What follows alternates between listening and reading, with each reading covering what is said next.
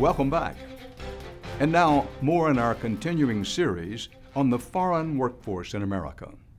It's a workforce that business leaders and lawmakers say this country needs to compete and create jobs. These workers are brought here legally on a federal work visa system that is especially controversial today because millions of our fellow citizens are out of work. 2 weeks ago on this program, we brought you the stories of 4 American tech workers who say this corporate visa system isn't creating jobs, it's undercutting American workers. This is not fair. I want a chance to compete for a job in my own country. They think that it's cheaper to bring in guest workers. I'm not suggesting they did anything illegal. I'm just suggesting what they are doing is hurting this country.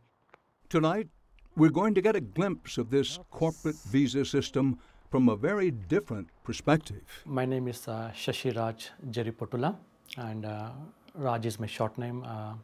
Everyone calls me Raj. Raj is a software engineer in Santa Clara, California, where he lives with his wife and 2 kids. He recently invited us to spend a Saturday with him and his family. My son, he has drawn a passion for computers right now, so when he gets elder, maybe at later age, he said that he would like to become very much a software engineer like me. My daughter wants to become a veterinary doctor. Raj came to this country 6 years ago on what's known as an H-1B visa, designed for highly skilled workers. Akshay, got your belts on? The idea is that when companies want to attract the world's best and brightest talent to America, they first bring them into the country using H-1B visas and put them on the path to citizenship. I was born in India. I did my education in India. I had a bachelor's in chemical engineering from India. Raj made the jump from chemicals to computers during the dot-com boom of the mid-90s. I take pride in what I'm doing, and I have a passion for what I do. Anyone in software engineering, Silicon Valley is a dream to come and work in Silicon Valley. And in the world of high-tech, Silicon Valley is the center of the universe. It's estimated that foreign-born entrepreneurs founded more than 1/3 of the Valley's high-tech startups. And thousands of immigrants who have settled here first arrived as H-1B visa workers like Raj. Of the tens of thousands of new H-1B workers brought into the country every year, nearly half are from India. America has always been a kaleidoscope of cultures, a place of huddled masses and wide-eyed dreamers. And now we're seeing an influx of high-skilled newcomers like never before, especially from Asia. The 2010 census shows that the number of people of Indian descent living in the U.S. has increased nearly 70% in the past decade, more than almost any other ethnic group. But for H-1B workers like Raj, the path to permanent status, the coveted green card, means navigating a dizzying maze of red tape. It is a very long and uncertain journey. It's estimated that some people from India may have to wait up to 24 years for a green card. Until you get a green card, it's a really challenge. You're not assured that you'll get a green card and you'll live in this country for long. And as Raj came to find out, the H-1B road to citizenship that promises untold opportunities is also filled with plenty of pitfalls. Who helped me file all this During his first assignment as a contractor for Sun Microsystems, he says he found out his paycheck was roughly half what the other software engineers were earning. You talk to someone there who's making $120,000, $20,000 for a year. Then you start comparing yourself and seeing that, hey, I'm doing the same stuff as this guy, but I'm making 50% less than what this guy is making. That's when you start thinking about, hey, do I need to work for this company or do I need to move on? But moving on was easier said than done. Losing a job would also mean Raj would lose his H-1B visa sponsor and his family's legal right to be in the country, and risking their chances for citizenship. Ready? 1, 2, 3, go. 1, 2, 3, 4. But Raj got very lucky. He managed to find another job, which eventually led to a great position with eBay. A year later, the pioneering tech giant officially sponsored Raj and his family for a green card. It's raining. But just after Raj had finally made it over the hump of the H-1B journey, the reality of the Great Recession hit. Raj was laid off. At that time, if you watch the news, every company was doing a layoff. Everyone was doing a 10% layoff, 5% layoff. And I was part of a 1,600 layoff. That means 1,600 people are on the street looking for a job. And that was only one company. Now, one of the best and brightest, who'd bet everything on the American dream, was suddenly just another casualty in a sea of unemployed tech workers.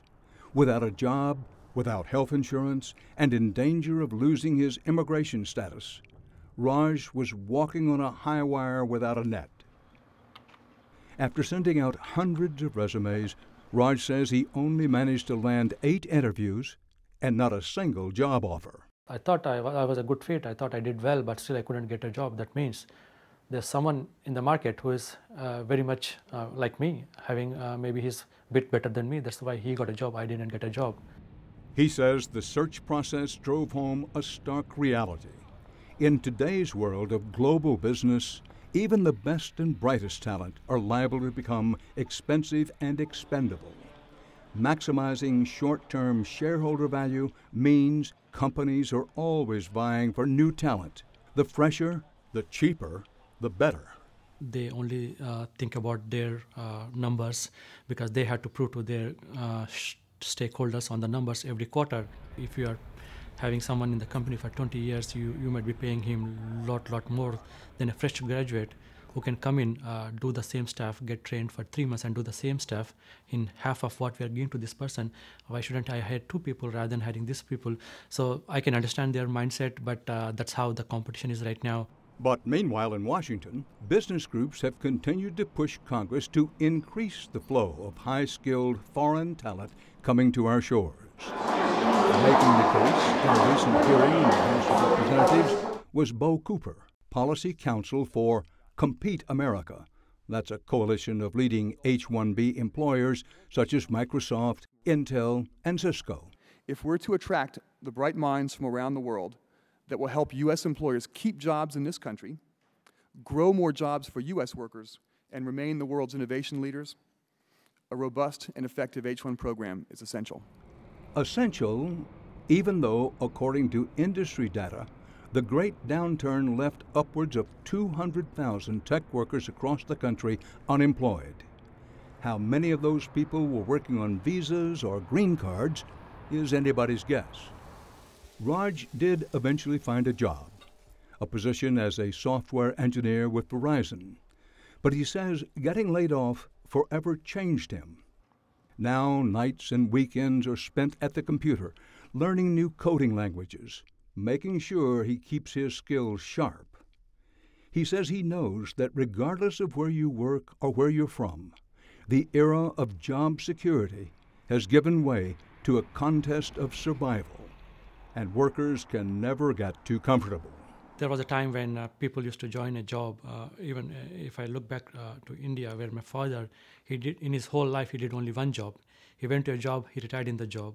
It's like a personal advice to everyone out there is don't assume that you will be going to stick up into this job for long. Don't be surprised if you have a pink slip standing on your cube. Next day you go into a job. It has been very difficult, Raj says, seeing so many of his American friends and colleagues out of work. First of all, I am sorry for them. When I talked to that person, I very much felt sorry because this could happen to anyone. It could happen to me. Today I have a job, but I could be in a similar situation. I might be a citizen at that time, and I could be in a similar situation, so it could happen to me also. You have to practice, right? I practice. Despite all the uncertainty, Raj says he's still hoping to get his family permanent status, move into their own house, and make America their home. But if, for whatever reason, their high hopes collapse here in the U.S., Raj says he's prepared to go where he needs to go to support his family, wherever the work may take him. It's all part of a brave new world of work. Clearly, it's not just American citizens who are struggling to compete in today's job market. We've talked to other H-1B workers across the country who say they are increasingly finding themselves displaced by foreigners brought here on other visas. Every year, companies are importing hundreds of thousands of visa workers on an alphabet soup of programs that have fewer rules and less oversight than the H-1B. We're going to continue reporting on this issue, and we want to hear from you, other visa workers and citizens out there. Tell us about your story. Send us your comments to viewer@hd.net.